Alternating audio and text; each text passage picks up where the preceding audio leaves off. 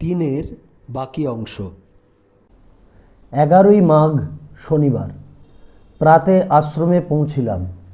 সেন সাহেব ভূ প্রদক্ষিণকারী ব্যারিস্টার স্বর্গীয় চন্দ্রশেখর সেন, যাকে আমরা ফাদার সেন বলি, এক চিঠি লিখেছেন। তিনি লিখেছেন, ঢিমে তেতালা বাজালে আর চলে না, ধ্রুপদ ও চৌতাল বাজাবার লক্ষ্যই বীর দর্পে পৃথিবী কম্পিত করে শ্রী শ্রী ঠাকুরের কথা, তার মহাভাববাণী, এইসব নূতন তত্ত্ব প্রচার করে জগতে একটি ছাপ রেখে যাবে, তার লক্ষ্যই। এইসব কথা শ্রী শ্রী ঠাকুরের সহিত আলোচনা হতে হতে মর্মস্পর্শী করুণ স্বরে তিনি বললেন, দেখুন, একটা স্যাডনেস বা বিমর্ষ ভাবের কারেন্ট বা স্রোত বুকের মধ্যে বয়ে যাচ্ছে। বড় কষ্ট। কেউ কি এটা ফিল করবে না? জীব জগতের এত দুঃখ আর সহ্য হয় না, যেন পলে পলে নিজে মরে যাচ্ছি এমন বোধ হয়। কেউ কথা মতো কাজ করে এই নিবারণের জন্য চেষ্টা করবে না। আমি যে দিন দিন ক্ষয় হয়ে যাচ্ছি, এর একটা উপায় আপনারা করবেন না? এর উপায় আছে জানি, অথচ তা করা হচ্ছে না বলে আরও কষ্ট। যদি জানতাম এর উপায় নাই, তাহলে এত কষ্ট হতো না। কিন্তু যখন জানি এর উপায় আছে, অথচ ওয়ার্কার বা কর্মীর জন্য এটা কাজে পরিণত করা হচ্ছে না, তখন কি করে সহ্য করি? আমি ভাবছি, ঠাকুরের আমাদের কাছে এত আকুলি বিকুলি কেন? তিনি তো ইচ্ছা করলে একাই সব করতে পারেন, অথবা পথের ধুলা হতে তার ওয়ার্কার বা কর্মী করে নিতে পারেন। তবে এসব হচ্ছে না কেন? অমনি একটু বিমর্ষ হাসি হেসে বললেন, দেখুন, বশিষ্ঠ রামকে বলেছিলেন, রাম, তুমি পূর্ণ ব্রহ্ম ভগবান, তবে সাধারণ মানবের মতো দুঃখ করছো কেন? রাম বলেছিলেন, মানব দেহ ধারণ করে মানব ধর্ম যখন স্বেচ্ছায় গ্রহণ করেছি, তখন সব মানবের মতন করতে হবে। এই বলে শ্রী শ্রী ঠাকুর সুর করে বললেন, আমি হারায়ে ফেলেছি আমারে। আবার বললেন, দেখুন, পতাকা ধ্বজা আপনাদেরই হাতে, আপনারা অগ্রসর হন, তাহলেই হয়। আমি ধ্বজাধারীকেই তো আগে যেতে হয়, কিন্তু তা আমরা যাই কই। অতি গভীর স্বরে তিনি বলে উঠলেন, নায়মাত্মা বলহীনেন লভ্য। বলতে বলতে কণ্ঠস্বর আরও গম্ভীর হয়ে পড়ল, মুখে একটা আরক্তিম আভা ফুটে উঠল। বললেন, ক্ষুদ্রং হৃদয় দৌর্বল্যং তক্ত তিষ্ঠ পরন্তপ। তাঁর ভাব ও কণ্ঠস্বরে আমার বুকের মধ্যে যেন তড়িৎ লহরী খেলে গেল। আবার নানারূপ প্রসঙ্গ হচ্ছে। আমি বসে শ্রী শ্রী ঠাকুরের অসাধারণ মাতৃভক্তির কথা ভাবছি। সর্ব বিষয়ে অনাসক্ত, অথচ মাগত প্রাণ। মার প্রতি এত টান কেন? অমনি বললেন, মাই যেন আমার জীবন। মনে হয় মা না থাকলে এখানে থাকতেও পারবো না, তাই মার জন্য এত ব্যস্ত হই। মার কাছ ছেড়ে বেশি দিন থাকা মুশকিল। সন্ধেবেলা আবার কথা হচ্ছে। বললেন, যুদ্ধ করতে বসেছেন, কামানে হাত দিয়েছেন, এখন বলছেন শিখে আসি। আমাদের এ দোষ ও দোষ, এ ভ্রম ও দুর্বলতা যায়নি, আগে তো সেরে নি, পরে কাজ করব। সে কি? কোথায় দুর্বলতা, ভ্রম, আসক্তি, অপারগতা? মিছে ওই বলে নিজের শক্তিকে ডিনাই বা অস্বীকার করছেন। পরমপিতা আপনাদের সহায়। এই মুহূর্তে ওসব নিজের শক্তি অস্বীকার ভাব দূর করে দিয়ে কাজে লেগে যান। কোনো কিছুতে বদ্ধ নন আপনারা, বিশ্বাস করুন। ফেথ বা বিশ্বাস নিয়ে লেগে যান। বৃথা শক্তি নেই, পারবো না, এসব বলবেন না। যাদের দিয়ে কাজ করিয়ে নিতে চান তাদেরও এই কথা শুনান। কারো যদি উইকনেস বা দুর্বলতা থাকেও তা তাকে শুনিয়ে লাভ কি? কাকেও ব্লেম বা দোষ দেবেন না। যত পারেন সাহস ও ভরসা দেবেন, আশার বাণী শোনাবেন, ভয় দেখাবেন না। বললাম, কিছুই বুঝলাম না, কীরকম হচ্ছে? আপনি বলছেন বলে আমরা একটার পর একটা করে কাজে হাত দিচ্ছি, কিন্তু কোনোটাই শেষ করছি না। একটা ধরে একটু যেতে না যেতে যেই আর একটা সাজেশান দিচ্ছেন, অমনি সেটা ছেড়ে এইটাতে হাত দিচ্ছি। এতে কি করে কাজ হবে শ্রী শ্রী ঠাকুর? আমি কি তা বলি? ছেড়ে দিয়ে আর একটা ধরতে তো আমি বলি না, বরং একটা শেষ করে আর একটা হাত দেওয়াই দরকার।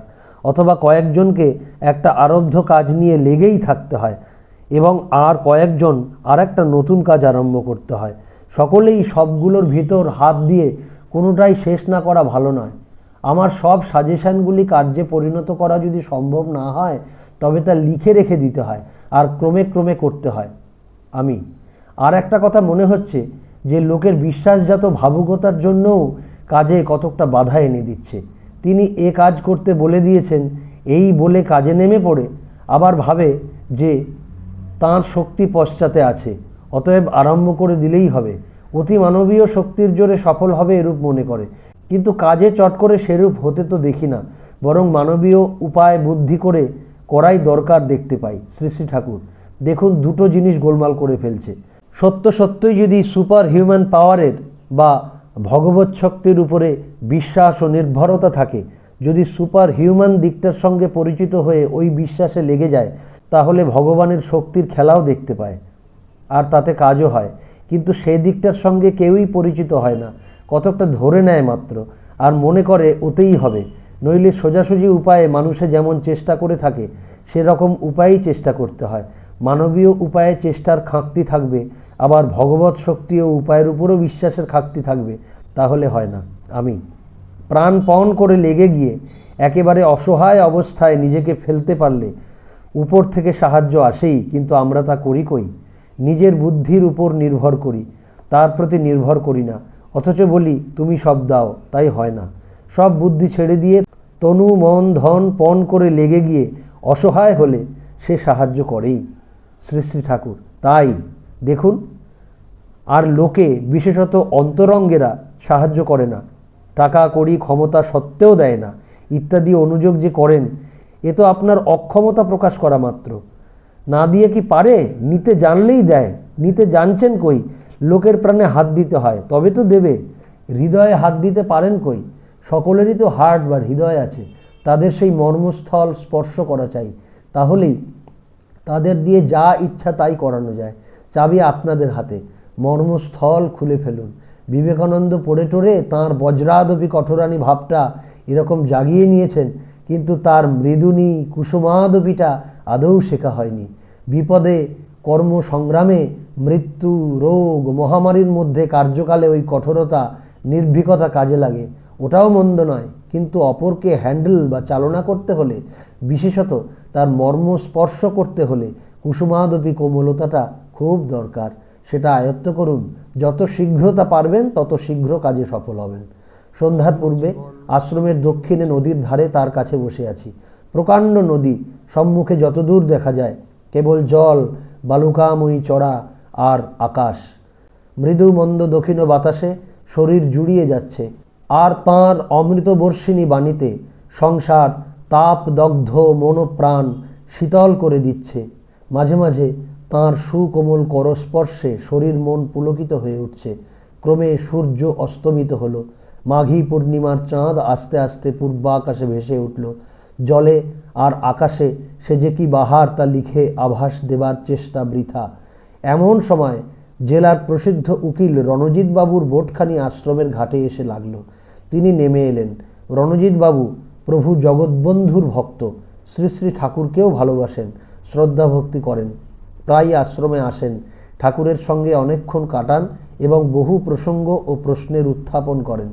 একটু বসে রণজিৎ বাবু ঠাকুর, মহারাজ, ননীভাই অর্থাৎ প্রমথ কুমার সাহা চৌধুরী আর আমাকে তাঁর বোটে উঠিয়ে নিয়ে নদী ভাটিয়ে চললেন। জ্যোৎস্নায় নদী উদ্ভাসিত হয়ে উঠেছে, খুব সুন্দর লাগছে। রণবাবু জিজ্ঞাসা করলেন, সৌন্দর্যটা কি? শ্রী শ্রী ঠাকুর, সমতাই সৌন্দর্য। রণজিৎ বাবু, ভগবান যে সুন্দর সে কেমন? শ্রী শ্রী ঠাকুর, ওই রকমই। তাঁর নিকটস্থ যত হওয়া যায় ততই মন সমতা প্রাপ্ত হয়, আর সেই রস স্বরূপের আনন্দ স্বরূপের ভাবে বিভোর হয়।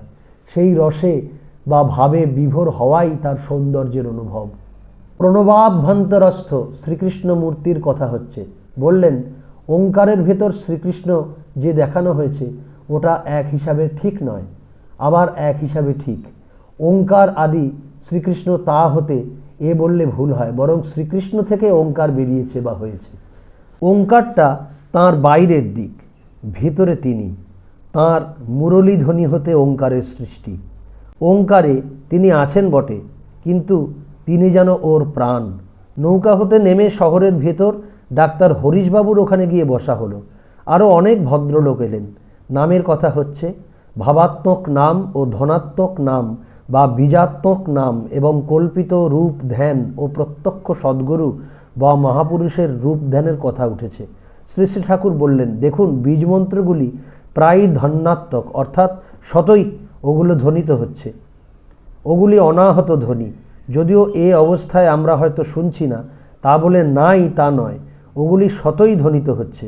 সদাই বিরাজিত ওসব নাদ, কম্পন, ভাইব্রেশন, স্পিরিট কারেন্ট বা চৈতন্য ধারা বা শব্দ যাই বলুন, আমাদের ভিতর সাধনা দ্বারা আমরা অনুভব করতে পারি এবং ওগুলো থেকে ম্যানিফেস্টেড বা অভিব্যক্ত এক একটা ফর্ম বা মূর্তি বা দেবতার রূপ পেতে পারি। আর ওই ফর্মের রূপ বা গুণের বর্ণনাত্মক যে নাম, তাই ভাবাত্মক নাম। যেমন মদন মোহন একটা ভাবাত্মক নাম। মদন মোহন বলে কোনো অনাহত ধ্বনি নেই, কিন্তু অনাহত এমন ধ্বনি বা বীজমন্ত্র আছে যার ম্যানিফেস্টেড ফর্ম বা প্রকট মূর্তিকে মদন মোহন এই ভাবাত্মক নাম দেওয়া হয়েছে। মদন মোহন শুধু জপ করলে ফল হয় না, কিন্তু মদন মোহনের যে বীজ বা অনাহত নাদ, তা জপ করতে করতে সেই ধ্বনির সঙ্গে পরিচয় হতে হতে মদন মোহন দর্শন ঘটতে পারে। ভাবাত্মক নাম জপতে হলে সঙ্গে সঙ্গে সেই ভাবটার চিন্তায় ধ্যানে খুব রত থাকতে হয় এবং যে ফর্মটার ওই ভাবাত্মক নাম দেওয়া হয়েছে তার ঠিক ঠিক ধ্যান করতে পারলে ফল পাওয়া যায়। তখন ওর থেকে বীজ, ধ্বনি ইত্যাদি পাওয়া যেতে পারে। কিন্তু ভাবাত্মক নামের সহকারী রূপে ঠিক যে ফর্মে মূর্তিতে ম্যানিফেস্টেশন বা অভিব্যক্তি হয়, তার ধ্যান সবসময় সম্ভব হয় না, কারণ সে ফর্ম বা মূর্তির তো ফটো তোলা নেই, বই পড়ে কল্পনা করে নিতে হয়, তা তো ঠিক ঠিক সবসময় হয় না। কাজেই সহজে সাধনের ফল পাওয়া যায় না। বীজাত্মক বা ধন্যাত্মক নাম ধরলে আর এ গোলের আশঙ্কা নেই। আর ধ্যানাদির জন্য সদ্গুরু বা মহাপুরুষ যাঁর মূর্তি ঠিক ঠিক বর্তমানে পাচ্ছি, কল্পিত নয়, এবং যাঁর ভিতরে ভগবত বিভূতি প্রকাশিত দেখা যাচ্ছে, তাঁর ধ্যানই শ্রেষ্ঠ। প্রশ্ন হলো, পূর্বতন আচার্য বা ঋষিদের অনুভূতি বিষয়ের বর্ণনাত্মক শাস্ত্রাদি পাঠে উচ্চতর লোকাদি বা ভগবত বিষয়ে পূর্ণজ্ঞান হয় কিনা? শ্রী শ্রী ঠাকুর ঠিক হয় না বলায় প্রশ্ন হলো, কেন হবে না? তাঁরাও তো অনুভব করেই লিখেছেন, সেগুলিও তো সত্য, তবে হবে না কেন? শ্রী শ্রী ঠাকুর, তাঁরা ঠিকই লিখেছেন, কিন্তু শাস্ত্র পড়ে লোকে ঠিক ঠিক তাঁদের ভাব গ্রহণ করতে পারে না, নিজের মন অনুযায়ী করে নিতে বাধ্য হয়। যেমন আপনি ভিক্টোরিয়া পার্ক দেখে এসে বর্ণনা লিখে রেখেছেন, আমি সেটা পড়ে একটা আইডিয়া বা ধারণা করে নিতে পারি বটে, কিন্তু 16 আনা ঠিক হবে না। আমার দেখা পার্কের আইডিয়া বা ধারণা সঙ্গে জুড়ে একটা কল্পনা করে নিতে পারি, সেটা হয়তো কতক পরিমাণে ঠিক হতেও পারে, কিন্তু নিজে গিয়ে যখন দেখব তখন দেখতে পাবো কল্পনাটা সব ঠিক হয় নাই, সূক্ষ্মাংশে অনেক গরমিল। আবার তখন আপনার বর্ণনা পাঠ করে দেখলেও হয়তো দেখতে পাবো যে সেটাও ঠিকই লেখা আছে, কিন্তু আমার কল্পনাটা তথাপি ঠিক হয়েছিল না। তাতে আপনার বর্ণনার বা শাস্ত্রের দোষ না হতে পারে, কিন্তু যে তা পড়ে আইডিয়া বা ধারণা করে নেয়, তার মনের সংস্কারের ছাপেও অনেকটা গোলমাল হয়ে যেতে পারে। তাই নিজে গিয়ে না দেখলে প্রায় ঠিক ঠিক জ্ঞান হয় না। 2রা ফাল্গুন শুক্রবার পাবনার প্রসিদ্ধ উকিল শ্রীযুক্ত রণজিৎ লাহিড়ী আশ্রমে এসেছেন। তিনি জিজ্ঞাসা করলেন, বৈষ্ণবেরা যে বলেন নাম রূপ স্বরূপ তিনে একরূপ, সেটা কেমন? শ্রী শ্রী ঠাকুর, কেমন? যেমন আপনি রণজিৎ বাবু, আপনাকে নামে জানি, আপনার নাম শুনেছি, তারপর আপনাকে দেখলাম, তফাৎ হতে রূপ চিনলাম, তারপর আপনার কোলে চড়ে নেড়ে চেড়ে বেশ করে দেখলাম, আপনার সঙ্গে বিশেষ ঘনিষ্ঠতা করলাম, আপনার স্বরূপ দেখলাম, তারপর এই রূপ দেখে শুনে আপনার কোল হতে নেমে এসে ফের যে আপনাকে দেখছি, এই দেখাটা নামে রূপে স্বরূপে 3টা দেখার পর দেখা, এটা নাম রূপ স্বরূপ মিলিয়ে দেখা, তাকে এই রূপে দেখাকেই বলে সচ্চিদানন্দ বিগ্রহ রূপে দেখা। 3রা ফাল্গুন শনিবার আমি জিজ্ঞাসা করলাম, এখানে এই রূপ বদ্ধই রয়ে গেলাম আর মলেই মুক্ত হয়ে যাব, মুক্ত করে দেবেন, এ কি সম্ভব? শ্রী শ্রী ঠাকুর, এখানে জীবনমুক্ত যদি না হলেন তবে মলেই মুক্ত হবেন কি করে? মলে কি হবে তা তো অনিশ্চিত, এখানেই মুক্ত হওয়া চাই। আমি মলে তো মাত্র শরীরটা খসে যাবে, বাসনা কামনাদির বন্ধন যেমন তেমনই তো থাকবে, মূলেই ফাঁকতালে মুক্ত হয়ে যাবে এই মনে করে অনেকে বসে আছে দেখতে পাই। এও কি কখনো হয়? শ্রী শ্রী ঠাকুর হাসতে হাসতে, তার নিশ্চয়তা কি? আমি, আচ্ছা, যাদের সদ্গুরু লাভ হয়েছে তারা তো মৃত্যুকালে সদ্গুরুর সাক্ষাৎ পাবে, তার ফলে তারা তৎক্ষণাৎ মুক্ত হবে? যদি তা না হয় তবে সাক্ষাৎ পাওয়ার লাভ কি? শ্রী শ্রী ঠাকুর, এখানে জীবনমুক্ত না হয়ে যারা মরবে তারা মৃত্যুকালে সদ্গুরুর সাক্ষাৎ পেয়ে এই লাভবান হবে যে একাকী অনির্দিষ্ট পথে যাবার জন্য ভয় পাবে না, আঁধারে ঘুরবে না, তাঁর আশ্রয় পেয়ে তৎকালে ভীত হবে না, আর এ জীবনে যতদূর উন্নত হয়েছিল যেরূপ জীবন পেলে তার পর থেকে কাজ করতে পারে সেইরূপ জন্মলাভ করবে। যে সমস্ত অসৎ কর্মফল ছিল তা ধ্বংস হয়ে যাবে এবং তদ্দরুন নিম্নতর জনিতে জন্মাতে হবে না। ওরূপ মানুষ মরে মানব ছাড়া অন্য জন্ম তো পাবেই না, বরং মানবের মধ্যে উন্নত চরিত্রের মানব হয়ে জন্মাবে। ৪ঠা ফাল্গুন রবিবার। আমাদের কর্তব্য কি, কি করতে হবে সে সম্বন্ধে কথা হচ্ছে। শ্রী শ্রী ঠাকুর আমাকে ডেকে নিয়ে একাকী বললেন, কি করতে হবে জানেন? জগতে আজ পর্যন্ত যত যত মহাপুরুষ অবতারাদি এসেছেন তাঁরা যা করে গেছেন সেই সনাতন সত্যের উপর দাঁড়িয়ে এখন আমাদের এমন পাকা রাস্তা করে দিয়ে যেতে হবে যাতে সবাই অনায়াসে চরম ধামে যেতে পারে, অর্থাৎ সত্যযুগ এনে দিতে হবে। সবটার ভেতর সেই সনাতন সত্য স্বরূপকে দেখিয়ে দিতে হবে।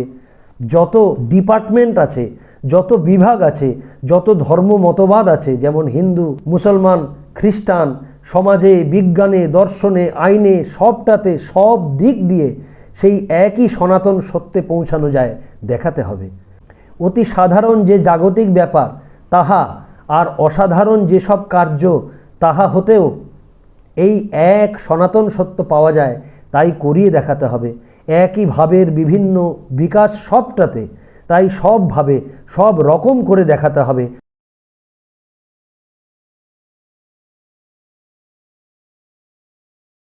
আর এই মহাকার্যে পরমপিতার এমনি নির্দেশ যে আমার মতো বোকাকে নিয়ে আপনাদের ন্যায় ভেড়ারা নয়, যদিও তা ধরুন, তাই যদি বিবেচনাই করে থাকেন তাও তাই সম্পন্ন করবেন। তা যতদিন না করছেন ততদিন কারো নিস্তার নাই, পুনঃ পুনঃ আসতে হবে, একটু দেরি করতে দেবে না, যাওয়া মাত্র আবার আসতে হবে।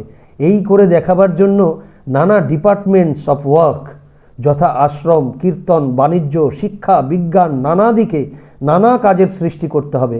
আপনাদের মতো সাধারণ লোকে এ করে দেখালে তবে লোকে এটা সকলের পক্ষেই করা সম্ভব বলে মানবে। তাই এই ব্যবস্থা। আপনি অশ্বিনী মুক্তার 5 ছেলের বাপ, এখনও ছেলে হচ্ছে, সংসারাসক্ত, আপনি করে দেখালে লোকে বলবে তাহলে এ তো খুব সহজ। তাই ত্যাগী সন্ন্যাসী দিয়ে এইসব মহা কাজ না করিয়ে আপনাদের দিয়ে করে দেখানোর ব্যবস্থা। জগতে সব বৈষম্য যুক্ত হলেও একটা গ্রুপ মতো করে সাজান। একটা গ্রুপের একটা জানলে আরগুলো জানা যায় এবং তাতে আর একটা গ্রুপ জানার সাহায্য করে। তাই সব রকমের করা অসম্ভব নয়, প্রতি গ্রুপের একটা করে দেখালেই হতে পারে। আর দেখুন, জীবন্ত আইডিয়ালকে অনুসরণ করতে পারেন না?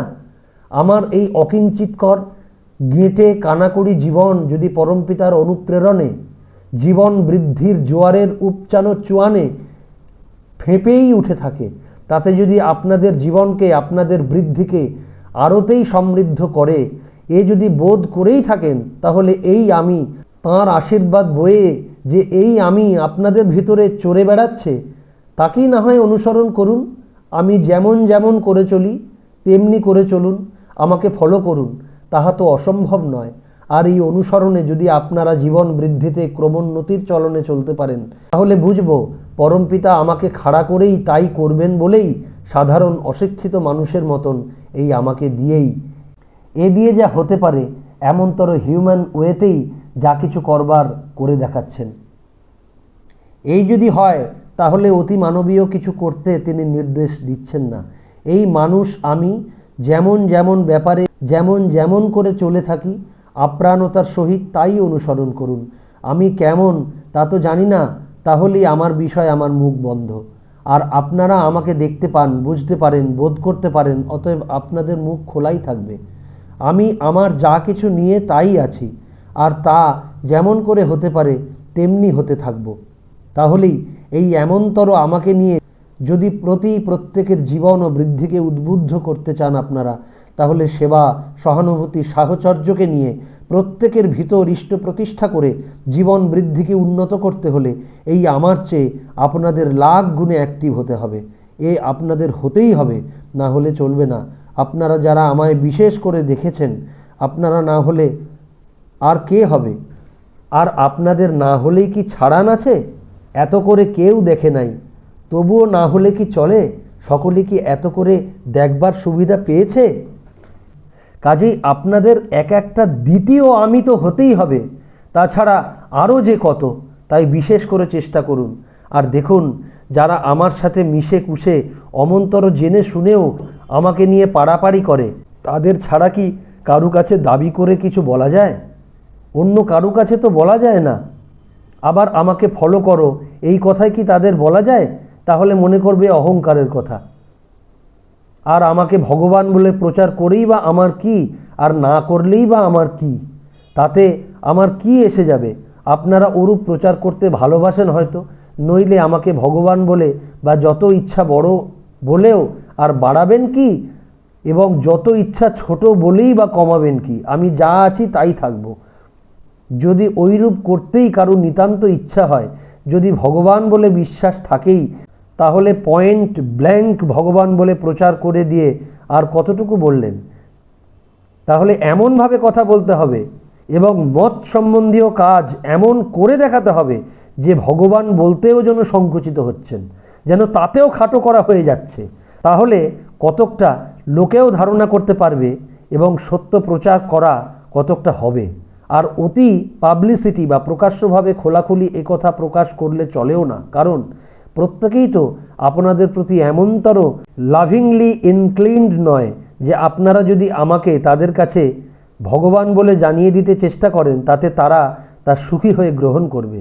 আর সেবা দিয়ে, সহানুভূতি দিয়ে, সাহায্য দিয়ে, মানুষের জীবন বৃদ্ধির স্বার্থ হয়ে নিয়ে তাদের হৃদয়কে আপনাদের প্রিয়তে উদ্বুদ্ধ করে তুলে গুহ্যভাবে ওইসব কথা বলাই ভালো। কারণ যতক্ষণ পর্যন্ত মানুষ আপনাতে উইথ লাভ ইনক্লিনড না হচ্ছে, ততক্ষণ সে আপনাদের কথাই বা নেবে কেন, আর নিজেকে আপনাদের নিয়মে নিয়ন্ত্রণই বা করবে কেন?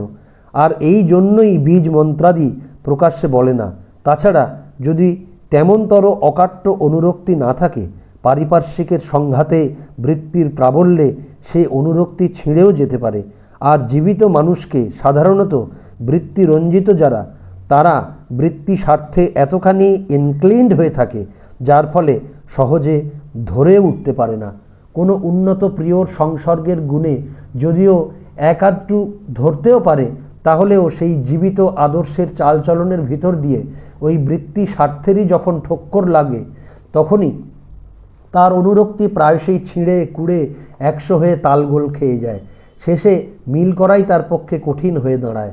তাই জীবিত আদর্শকে প্রতিষ্ঠা করতে হলে তাতে এতখানি আপ্রাণ ও তচ্চিত্ত পরায়ণতার প্রয়োজন, যাতে নাকি নিজের চরিত্রটা আগুনে অমৃত উৎসারণী হয়ে ওঠে। নতুবা বড়ই মুশকিল, অনেক সময় উল্টোই হয়ে দাঁড়ায়।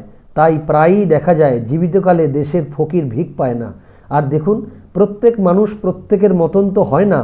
তাই মিটিং করে মানুষকে কোনো বিশেষ আদর্শে, যাকে নাকি আপনারা জানেন প্রতি জনগণের জীবন ও বৃদ্ধির একমাত্র ইষ্ট, এমনতর তাকেও পাবলিসিটি মিটিং করে উদ্বুদ্ধ প্রাণতায় প্রতিষ্ঠা করা নেহাতি কঠিন হয়ে দাঁড়ায়।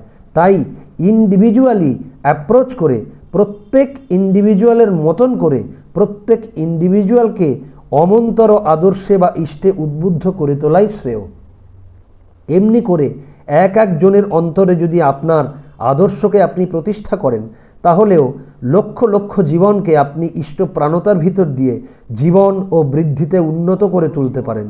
তারপর এই উদ্বুদ্ধ প্রাণগুলি প্রাণের আকুল টানে একত্র হয়ে যখন পাবলিক মিটিংয়ে উপস্থিত হয়, কিংবা তাদের প্রচেষ্টাতেই মিটিংয়ের সৃষ্টি হয়, তখন ওই একত্র ইষ্ট প্রাণতার জোর এত উল্লম্ফী অমৃত উৎসারণী হয়ে পড়ে, যাতে নাকি ভর দুনিয়া প্লাবন ঢলনে সিক্ত হয়ে অমৃত উৎসেচনী উৎসরণে অঢেল ও অনাবিলভাবে চলতে পারে। আবার কথা হচ্ছে, বললেন, সব তাতে তিনি আছেন। এইটি মনে রাখতে ও এইটি প্রথমে অভ্যাস করতে হবে, তাহলে দ্বন্দ্বভাব ঘুচে যায়। ধর্মাধর্ম, পাপ পুণ্য ইত্যাদি দ্বন্দ্বভাব সমাধানে সাবার করে না ফেলতে পারলে তো সেই এক সনাতন সত্যের সাক্ষাৎকার পাওয়া যাবে না। আর দেখুন, যাকে যা বলি জানবেন তারই মধ্যে মাল অর্থাৎ তার পরম মঙ্গল নিহিত আছে। তার চাঁদ ধরে দিতে বলি না কেন, এমনতর অসম্ভব এতফাকি চাহিদার ভেতরেও তার তাই করতে চেষ্টা করাই ভালো। ওই করার ভিতর দিয়েই উন্নতি আপনা আপনি উপচে উঠতেই থাকে। দেখুন, আপনারা যারা আমাকে বেষ্টন করে আছেন, অর্থাৎ যাদের সার্কেলের ভেতর আমি দাঁড়িয়ে আছি, তারা যদি ঠিক না হন তাহলে কাজ চলে না। আমিটা লুকোতে না পারলে ভালো করে খেলতে পারছে না। আর আপনারা বেড়ে উঠে আমাকে আড়াল করে না দাঁড়ালে আমি লুকাই কি করে? আপনাদের মধ্যে যখন স্থান পেয়েছি, আপনারা বেড়ে উঠে যদি আমাকে এন্তার করে না তোলেন, তাহলে আমার চলনাগুলি এন্তার হবে কি করে? আমার এন্তার চলনের জমিন তো আপনারাই। জমিন বড় হলে তো চলনা জবর হয়।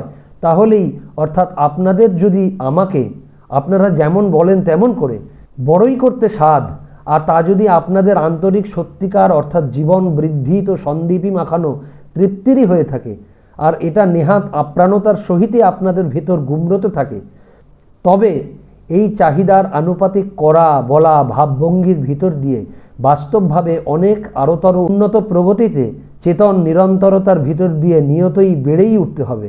আর এইটাই হচ্ছে বাস্তব প্রমাণ যে আপনাদের আন্তরিক চাহিদা আমাকে বড়ই করে তোলা। নতুবা ওসব ফসকানো গুলিখড়ি আলিস্যি কল্পনা, ওসব বলে কয়ে ক্ষণিক বেমিছিলি পাগলা আনন্দ সৃষ্টি করা যায় মাত্র, কিন্তু তার ভিতর যে কোনো বাস্তব প্রাণতা নেই এ কথা ঠিকই। কেমন তা নয়? কারণ চাহিদা যতই আপ্রাণ হয়ে ওঠে, করা বলা চাল চলন আচার ব্যবহার তাকে বাস্তবে পরিণত করে পেতে ঠিক আপনা আপনি তদনুপাতিক তেমনতরই হয়ে ওঠে। এ কথা তো ঠিকই, কি বলেন? দেখুন, সবাইকে ঠিক আপ্রাণভাবে নিজের মতন ভালোবাসতে হয়।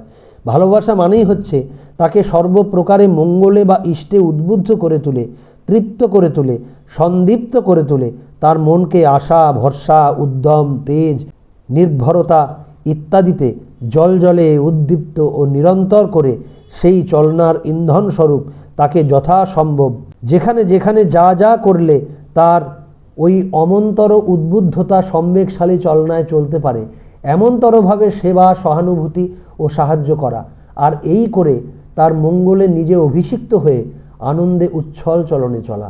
আর এই চলনার ভিতর দিয়ে নিজেকে প্রত্যেকের অমোঘ স্বার্থ কেন্দ্র করে তুলতে হয়, যেন তারা ডাইরেক্টলি অনুভব করতে পারে উইথ এ ভিগরাস আফিল এনজয়মেন্ট। তুমি তাদের একমাত্র স্বার্থ কেন্দ্র, যেন তাদের সব রকমের কমন পার্টস তুমি, তাদের কিছুই তুমি ছাড়া আলাদা নয় কো। তা কাপড় চোপড় টাকা কড়ি ধন দৌলত ঐশ্বর্য ইত্যাদি সব কিছু দিয়ে। এই সব বলতেই যেন তারা তোমাকেই বোঝে। আর ওই কমন পার্টস বা সবার স্বার্থকেন্দ্র তোমাকে করতে গিয়ে প্রত্যেক জীবনকে বিকামিংয়ে উচ্ছল না করে টাকা কড়ি দাও, তোমাদের স্বার্থ পুষ্টি করছি এই সব ধোঁয়াটে কায়দা করে নানা এত ফাঁক দিয়ে তার কায়দা করলে কিন্তু ও হয়ে ওঠে না। তাতে মায় নিজে শুদ্ধ সবাইকে সর্বনাশের ইন্ধন করে তোলা হয়। প্রত্যেকে যদি প্রত্যেকের জন্য অমন্তর প্রকৃত আপ্রাণতার সহিত জীবন বৃদ্ধিকে উচ্ছল করে তৃপ্ত করে সন্দীপ্ত করে প্রকৃত জ্যান্ত ভালোবাসার আবহাওয়ায় চলতে থাকে, তাহলে ব্যাপার যে কি দাঁড়ায় তা কল্পনা করতেও বুকখানা কেমন সুখ ও সন্দীপ্তি বিলোল হয়ে ওঠে, তা বলেও প্রকাশ করা কঠিন। আবার দেখুন, কেউ যদি তার ইষ্টে আপ্রাণ হয়ে তদ্গত চিত্ত হয়ে সমস্ত বৃত্তিগুলিকে তৎস্বার্থপরায়ণতার সহজ সম্বেগশালী করে ক্লোজলি অ্যাটাচড হয়, তার সঙ্গ যারাই করে তাদেরও তার সদ্গুণে অমন্তরেই ঝোঁক হয়ে পড়ে। যেমন চুম্বক লোহার সংসর্গে সাধারণ লোহাও চুম্বকশীল হয়ে থাকে। আপনারা যদি তেমনতর হতেন, আপনাদের সংসর্গে যারা থাকতো তারাও কি অমন্তর হতো না? তাই বলি, আপনারা ঠিক অমন্তর হয়ে উঠুন, যাতে এক জায়গায় ঘা লাগলে সে সংঘাতের সুরে আপনারা সবাই বেজে উঠতে পারবেন। আপনারা লাগলে সে সংঘাতের সুরে আপনারা সবাই বেজে উঠতে পারেন। আরও কথা চলছে। বললেন, আপনারা যদি আমার কাছে মানুষই আনেন তবে অমন্তরভাবে প্রত্যেককে ম্যাগনেটাইজড করেই আনবেন। জীবন বৃদ্ধির, ধর্মের বিধিনিয়মের অর্থাৎ তত্ত্বের ক্ষুধা যেন তাদের ভিতর ক্ষুধার্থের ক্ষুধার মতন বা চুম্বকের চুম্বক শক্তির মতন মাথা তোলা দিতে থাকে, তাহলে আমিও তা নিয়ে তরতরে হয়ে থাকতে পারবো। কিন্তু অমন্তর না করে আনন্দ আর কি হবে? এই ক্ষুধাকে চাগাড় দিয়ে দিতে পারলেই তারা শতই আহরণ প্রয়াসী হয়ে থাকবে, কারণ আহার্য সংগ্রহ না করলে তাদের জীবন বৃদ্ধি সংক্ষুব্ধ সত্তাই যে বিধ্বস্ত হয়ে উঠবে। আমাকে ভগবান টগবান কবুলিয়ে নানারূপ লোভানি দেখিয়ে আনলে কিন্তু তাদের ক্ষুধাও জাগবে না, আর তাতে কিছু হবেও না, কারণ তারা আসবে আমার কাছে না করে অর্থাৎ করে পাওয়ার জঞ্জালকে এড়িয়ে বৃত্তির লাক্সারিকে উপভোগ করতে।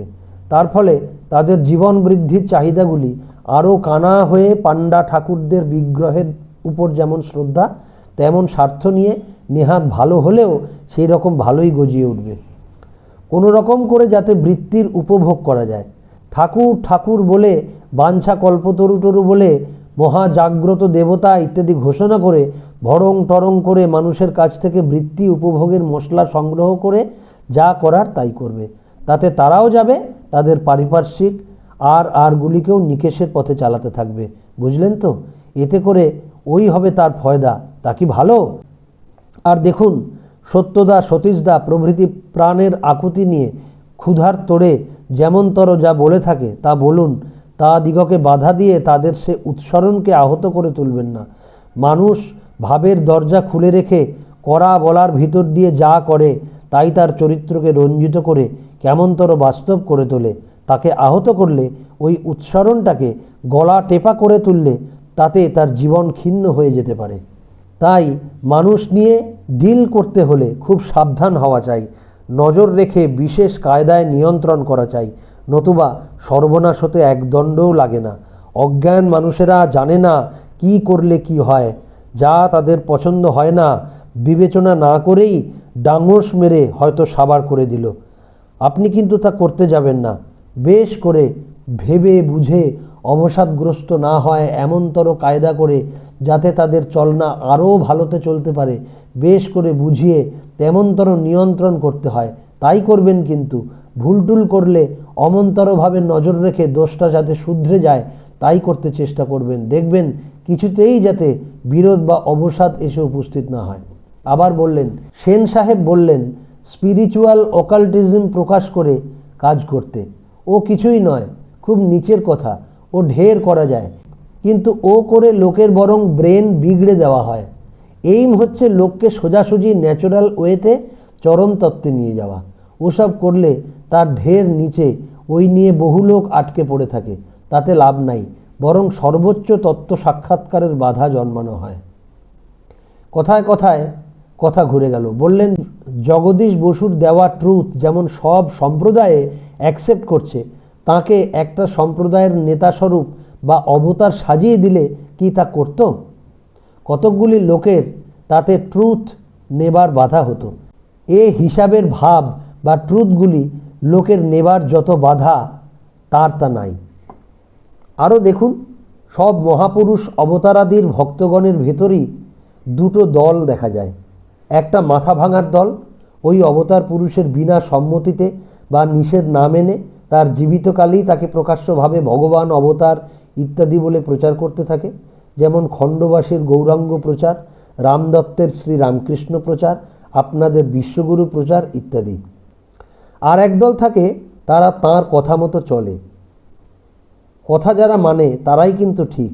যারা মাথা ভাঙার মতো চলে তারাও ডেস্ট্রয় করার স্পিরিট নিয়েই যে করে তা নয়, মনে করে ওইতেই জগৎবাসীর বিশেষ উপকার হবে। তাদেরও ইন্টেনশন গুড বটে, কিন্তু ভুল করে। আপনারা কয়েকজন কথা মতো চলুন, আর উপযুক্ত হয়ে আমাকে বেশ করে ঘিরে দাঁড়ান, আমি একটু আড়াল হয়ে নেই, তাহলে কাজ খুব হবে। কাউকে জানা মানেই হচ্ছে তার ইনস্টিংটিভ ইন্টেনশনকে জানা, যা আর জব ফুলফিলমেন্টে উপচে ওঠে, অ্যাকশন ও এক্সপ্রেশনের ম্যানিপুলেশনে বাস্তব দুনিয়াকে নিয়ন্ত্রিত করে তদনুপাতিক অভিব্যক্তির সৃষ্টি করে। এ হচ্ছে তার intuitive basic principle of life. আর এই জানাই হচ্ছে মানুষকে বাস্তবিকভাবে জানা। এ জানলে দুনিয়ার প্রত্যেক ব্যাপারের ভিতর ঢুকে কি করে কেমনভাবে সে তাকে ফুলফিল করবে তা জাজ করা যায়। তা সে যে কোনো বা যেমন কোনো অ্যাফেয়ারের ভিতর ঢুকুক না কেন, তা ভালোই হোক আর মন্দই হোক। মনে করুন এই আমাকে তো কত রকমে কত করে কতভাবে দেখলেন। আমার সাথে যদি আপনাদের অমন্তর রকমে পরিচয়ই হয়ে থাকে, তবে আমি যাই করি না কেন, আমার সংস্পর্শে থাকুন আর নাই থাকুন, আপনাদের জাজ করা উচিত আমি কোথায় কেমন করে কি করে থাকি। আর তা যদি নাই জেনে থাকেন, আমার সম্বন্ধে আপনাদের ভালো মন্দ কিছুই বলবার নেই। কারণ আমাকে যখন আপনারা জানেন না, কোন ভালো মন্দে আমি কি বা কেমন তা কি করে জানবেন? আমার কোনো অ্যাফেয়ারের কি অর্থ, কি করবার কি সার্থকতা কেমন করে বুঝবেন? তাই যা বলবেন তাই একটা নেহাত আন্দাজি হয়ে পড়বে। হয়তো আমার কিংবা অপরের পক্ষে একটা বিরাট ইনজাস্টিসই করা হবে, যার এফেক্টে এমনতর সাফারিংস আসতে পারে, অনুতাপ করেও হয়তো তৃপ্তি বা শান্তি পাওয়া যাবে না। মনে করুন আমি যদি এখন মদ খাই, বেশ্যাবাড়ি যাই, কিংবা লোকচক্ষুর সম্মুখে তাদের ঘৃণা আসতে পারে, এমনতর অপকর্ম বা কুকর্ম করি, যার আশু কোনো মঙ্গলজনক হদিশই পাওয়া যায় না, কিংবা ন্যাংটা হয়েই যদি নাচি, তাহলে কি আপনারা তার অর্থকে জাজ করে সহজ এক্সপ্লানেশনে হাজির হয়ে তার সার্থকতার জবাব দিতে পারবেন নিজেদের কাছে কিংবা পারিপার্শ্বিক জগতের কাছে? তা যদি পারেন, আমার কইবার কিছু নেই কো। আর যদি না পারেন, তবে আপনাদের এই আমাকে নিয়ে পাড়াপাড়িতে আমার সাথে পরিচয় কতখানি হয়েছে তা তো বুঝতেই পাচ্ছেন। আর অমন্তর স্থলে আপনাদের কি করা উচিত তা হয়তো বুঝতেই পারেন। দেখুন, আপনারা দুজন যারা আমার সহিত পরিচয়ের তৃপ্তি নিয়ে চলছেন, আমাকে নানা রকমে প্রচার করছেন এমনতর ভাবে যাতে নাকি মানুষ আমাতে ইনক্লিনড হয়।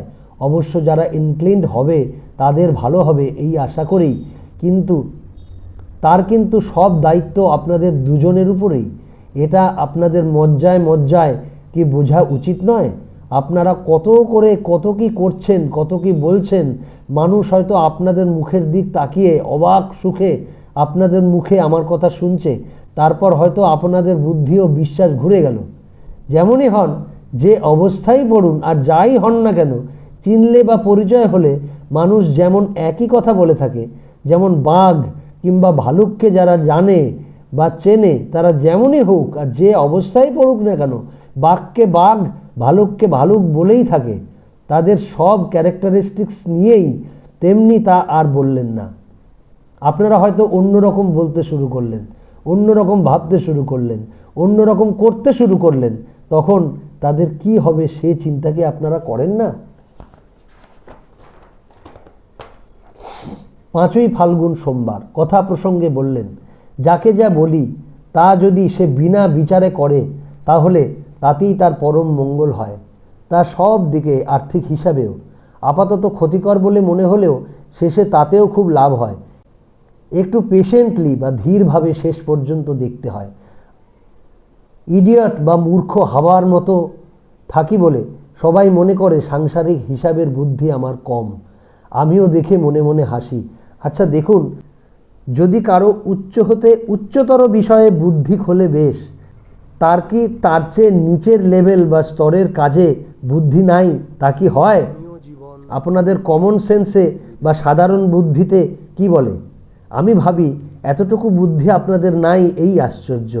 সে ইচ্ছা করলে লোয়ার লেভেল বা নিম্ন স্তরের কাজেও খুব বুদ্ধি দিতে পারে, তবে লোয়ার লেভেলে প্রয়োগ করে কম।